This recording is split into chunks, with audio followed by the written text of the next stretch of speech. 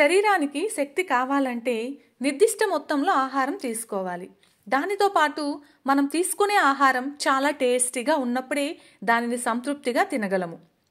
సాధారణంగా మనం వంట వండేటప్పుడు కొద్దిగా ఉప్పు, కారం వేసుకుంటాం. ఒక్కోసారి కూర బాగానే కుదురుతుంది.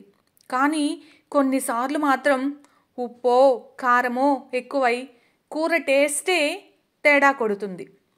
తక్కువైతే వీటిని యాడ్ చేసుకోవచ్చు, కానీ ఎక్కువైతే ఏం చేయలేని పరిస్థితి. అలాంటప్పుడు నేను చెప్పబోయే టిప్స్ పాటిస్తే దెబ్బకు కూర టేస్ట్ మారిపోతుంది.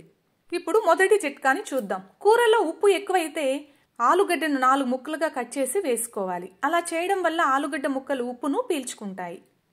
ఇప్పుడు రెండవ చిట్కాను చూద్దాం. కూరలో ఉప్పు ఎక్కువైతే అందులో కొద్దిగా కొబ్బరి పాలు పోసి కలపండి. దెబ్బకు ఉప్పదనం పోయి కూర ఎంతో టేస్టీగా మారుతుంది. ఇప్పుడు మూడవ చిట్కాను చూద్దాం. కూరలో ఉప్పు ఎక్కువైంది అనిపిస్తే ఉల్లిపాయని ముక్కలుగా కట్ చేసి నూనెలో వేయించి ఆ కూరలో కలుపుకోవాలి. ఇలా చేస్తే ఉప్పదనం పోతుంది. ఇప్పుడు నాలుగవ చిట్కాను చూద్దాం.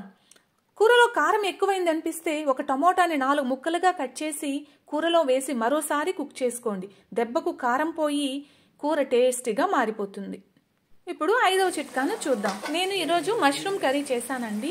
దీంట్లో కొంచెం కారం ఎక్కువైంది అనిపించింది నాకు.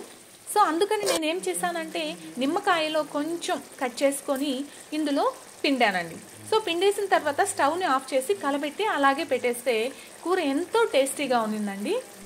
కూరలో కారం ఎక్కువైంది అనిపిస్తే అందులో కొద్దిగా నిమ్మరసం పిండండి. దెబ్బకు కారం పోయి కూర టేస్టీగా మారుతుంది.